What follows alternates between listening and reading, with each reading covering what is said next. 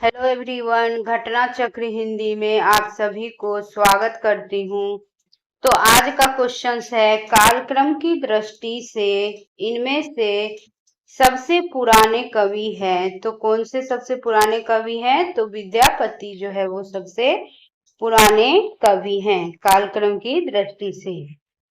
अब हम इस क्वेश्चन का डिटेल देखते हैं फ्रेंड्स। विद्यापति ठाकुर का जन्म जो है वो 1380 ईस्वी में ग्राम विस्पी मधुबनी में पड़ता है, जो बिहार में है। तथा निधन जो है वो 1460 ईस्वी में हुआ था। किसका? तो विद्यापति ठाकुर का। बिहारी लाल का जन्म जो है वो कब हुआ था? 1595 ईस्वी में। यह बसुआ, गोविंदपुर और ग्वालियर में। तथा निधन जो हुआ था उनका 1663 ईस्वी में हुआ था। किसका? तो बसुआ गोविंदपुर का, जो ग्वालियर का था। सूरदास जी का जन्म जो है वो कब हुआ था? तो सूरदास का जन्म जो है वो हुआ था 1483 ईस्वी में। 1483 ईस्वी में हुआ था। और निधन जो है वो 1573 ईस्वी में हुआ था। 1573 ईस्वी में सूरदास जी का निधन हुआ था। तुलसीदास जी का जन्म जो है वो 1532 ईस्वी में ग्राम राजापुर, जिला बांदा, अब जिला जो है यह चित्रकूट में है। और निधन जो है वो 1623 ईस्वी में हुआ था। किसका? तो तुलसीदास जी का।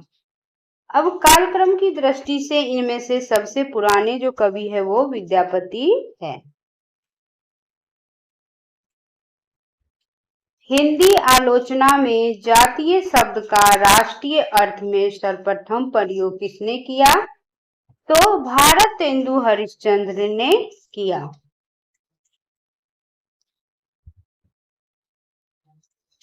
हिंदी जाति की अवधारणा डॉक्टर रामविलास शर्मा की एक मौलिक अवधारणा है।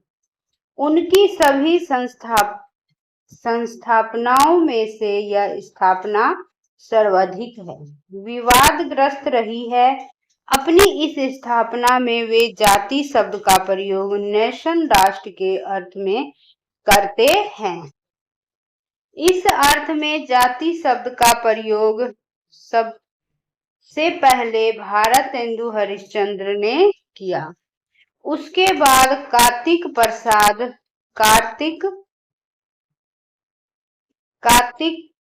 प्रसाद और महावीर प्रसाद द्विवेदी ने भी किया, जिसकी चर्चा करते हुए रामविलास जी लिखते हैं, हिंदी में तथा भारत की अन्य भाषाओं में जाति शब्द पेशेवर, बिरादरी, नस्ल और कौम के लिए प्रयुक्त होता रहा है। यह किसने कहा है? तो यह जो है यह रामविलास ने कहा है। किसने कहा? रामविलास ने कहा है। कौम के लिए उसका प्रयोग अपेक्षाकृत नया नहीं है। भारतेंदु हरिश्चंद्र ने कहा है कि जातीय संगीत नामक निबंध में प्रदेशगत जाति के संगीत की चर्चा की थी, किसी पेशेवर बिरादरी के संगीत की नहीं। यह किसने कहा था? तो यह जो है ये भारतेंदु हरिश्चंद्र ने कहा था। अब है श्याम सुंदर दास द्वारा संपादित जो है वो जनवरी 1902 ईस्वी की सरस्वती में कार्तिक प्रसाद के लेख का शीर्षक था, महाराष्ट्रीय जाति का अभ्युदय जाति और साहित्य के संबंध में महावीर प्रसाद द्विवेदी ने वर्ष 1923 ईस्वी में हिंदी साहित्य सम्मेलन के कानपुर अधिवेशन में कहा था। किसमें कहा था? तो कानपुर अधिवेशन में कहा था। किसने? तो महावीर प्रसाद द्विवेदी ने।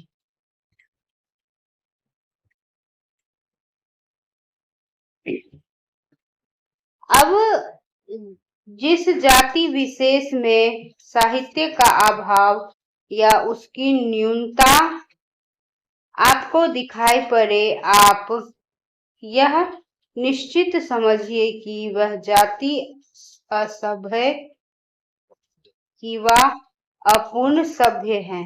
जिस जाति की सामाजिक अवस्था जैसी होती है, उसका साहित्य भी ठीक वैसा ही होता है। तो अतः स्पष्ट है कि हिंदी आलोचना में जातीय शब्द का राष्ट्रीय अर्थ में सर्वप्रथम प्रयोग भारतेंदु हरिश्चंद्र ने किया। अब है रूपकों का बादशाह किसे कहा जाता है। तो रूपकों का बादशाह किसे कहा जाता है, तो तुलसीदास को कहा जाता है। अब हम इस क्वेश्चन का डिटेल देखते हैं फ्रेंड्स। बच्चन सिंह अपनी पुस्तक हिंदी साहित्य का दूसरा इतिहास में लिखते हैं कि रूपकों के बादशाह गोस्वामी तुलसीदास जी हैं। रूपक सादृश्य मूलक होता है, पर इसमें विसादृश्य भी होता है और विसादृश्य पर सादृश्य के आरोप में कल्पना की आवश्यकता के साथ अवधारणा की जरूरत होती है। अवधारणा विसादृश्य में निहित होती है। इसके लिए मानस के अयोध्या कांड का केकई रोष और तरंगनी ठाठी और कवितावली के लंका दाह के रूपक देखे जा सकते हैं। बिहारी सतसई पर फिरेंगे सतसई नाम से फारसी भाषा में एक टीका लिखी गई, जिसके टीकाकार हैं कौन है, तो आनंदी लाल शर्मा है। कौन है, आनंदी लाल शर्मा। बिहारी सतसई पर की फिरके सतसई नामक फारसी में टीका आनंदी लाल शर्मा ने लिखी है। अन्य महत्वपूर्ण तथ्य है, सूरती मिश्र ने बिहारी सतसई पर टीका अमर चंद्रिका नाम से तथा लल्लू लाल जी ने लाल चंद्रिका नाम से लिखी।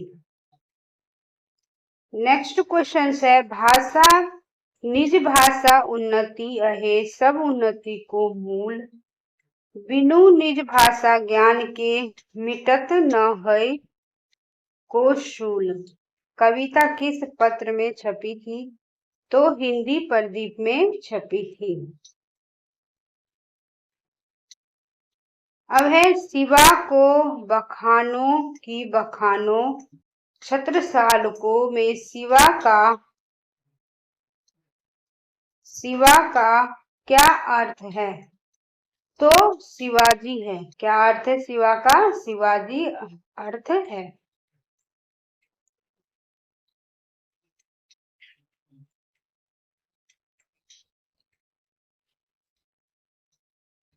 चित्रकूट के सोलंकी राजा रुद्र ने भूषण की कवि भूषण की उपाधि थी। भूषण को कवि भूषण की उपाधि कौन दिया, तो सोलंकी राजा रुद्र ने दिया। ये कई राजाओं के आश्रय में रहे। कहा जाता है कि भूषण शिवाजी के यहाँ कुछ दिनों तक रहकर अपने घर लौटते समय महाराज छत्रसाल के दरबार में गए। इन्हें शिवाजी की राजकवि समझकर महाराज छत्रसाल ने इनका बड़ा आदर किया और यथोचित सम्मान करने के लिए विदा करते समय इनकी पालकी को कंधा लगाया। भूषण यह देखकर पालकी से कूद पड़े और उनकी प्रशंसा में शिवा को बखानो की बखानो छत्रसाल को कवित पढ़ा। तो शिवा का अर्थ है शिवाजी। यदि प्रेम स्वप्न है तो श्रद्धा जो है वो जागरण है। यह पंक्ति किस निबंध से ली गई है, तो यह जो पंक्ति है यह कविता क्या है, इस निबंध से लिया गया है।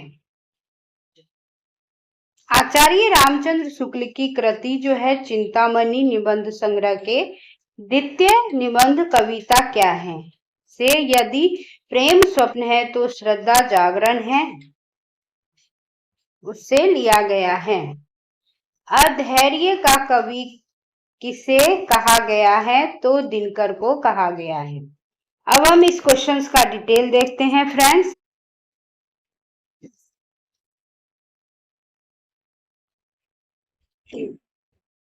रामधारी सिंह दिनकर को अधैर्य का कवि कहा जाता है और स्वतंत्रता के पूर्व उन्हें विद्रोही कवि भी कहा जाता है। किसको? तो रामधारी सिंह दिनकर को विद्रोही कवि भी कहते हैं और अधैर्य का कवि भी कहते हैं। किंतु स्वतंत्रता के बाद वे राष्ट्र कवि कहलाए। कौन? तो रामधारी सिंह दिनकर। अब है निम्नलिखित में से कौन सा कथन लघु कथा की विशेषता है? तो लघु कथा का ताना बाना किसी एक मर्मन्तक बिंदु पर केंद्रित होता है और यह आकार में लघु होती है। यदि तीक्ष्ण दृष्टि और सूक्ष्म मानवीय संवेदना लघु कथा के संदर्भ में अधिक महत्वपूर्ण है तो तथ्य की गहन और सूक्ष्म चयन तथा उसकी उचित अभिव्यक्ति उसे मानवीय संवेदना से जोड़ती है और उसकी निष्पत्ति उसे अतिरिक्त महत्व दिला जाता है। लघु कथा के आकार पर लघु होना उसके विशिष्ट शिल्प विधान है, विशिष्ट शिल्प विधान है, इसका अनिवार्य परिणाम है। तो लघु कथा की विशेषता समाहित है। अब नेक्स्ट क्वेश्चंस देखते हैं फ्रेंड्स। उपन्यास और कहानी के अंतर को व्यक्त करने वाला जो कथन सही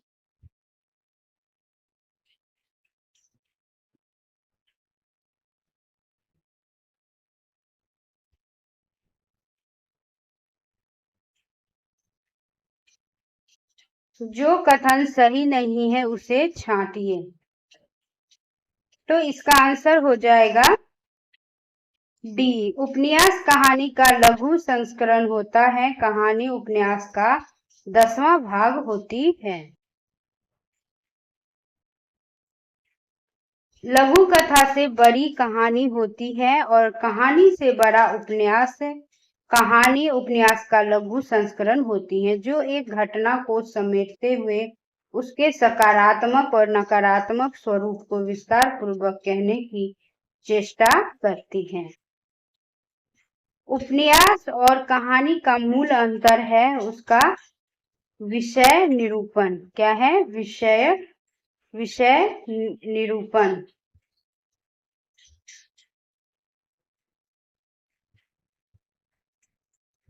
अब हम इस क्वेश्चन का डिटेल देखते हैं। उपन्यास और कहानी का मूल अंतर उसका विषय निरूपण होता है। कहानी लघु आकार की होती है जबकि उपन्यास काफी विस्तृत होता है। कहानी में प्राय किसी मनोदशा या एक घटना का वर्णन होता है और जबकि उपन्यास में समग्र मानव जीवन से संबंधित विविध घटनाओं का समावेश होता है। अनुकरण सिद्धांत के प्रणेता कौन है? तो अरस्तु है। कौन है अनुकरण सिद्धांत के प्रणेता? तो अरस्तु है। अब हम इस क्वेश्चन का डिटेल देखते हैं। अनुकरण का सिद्धांत जो है वो प्लेटो और उनके शिष्य अरस्तु का बहुचर्चित सिद्धांत है। अरस्तु के अनुसार कलाकार 3 प्रकार की वस्तुओं में से किसी एक का अनुकरण कर सकता है, जैसी वे थी या है, जैसी वे कही या समझी जाती हैं और जैसी वे होनी चाहिए। नेक्स्ट क्वेश्चन है फ्रेंड्स। आचार्य शुक्ल का निबंध संग्रह चिंतामणि सर्वप्रथम किस नाम से प्रकाशित हुआ? तो विचार वीथि के नाम से प्रकाशित हुआ। अब हम इस क्वेश्चन का डिटेल देखते हैं। आचार्य रामचंद्र शुक्ल ने मनोवैज्ञानिक एवं साहित्यिक विषयों पर बहुत से उच्च कोटि के निबंध लिखे हैं। ऐसे निबंधों का एक संग्रह विचार विधि और दूसरा चिंतामणि के नाम से प्रकाशित हुआ। शुक्ल जी जब विचार विधि के बाद अपने निबंध संग्रह के नाम के लिए चिंतित थे तो उन्होंने पंडित जी के नामकरण संस्कार के लिए कहा। पूछते ही पंडित जी चट बोल उठे, पायऊ नाम चारू उर करते न खसे हो। शुक्ल जी उछल पड़े। इस चिंतामणि नाम से शुक्ल जी का चिंतन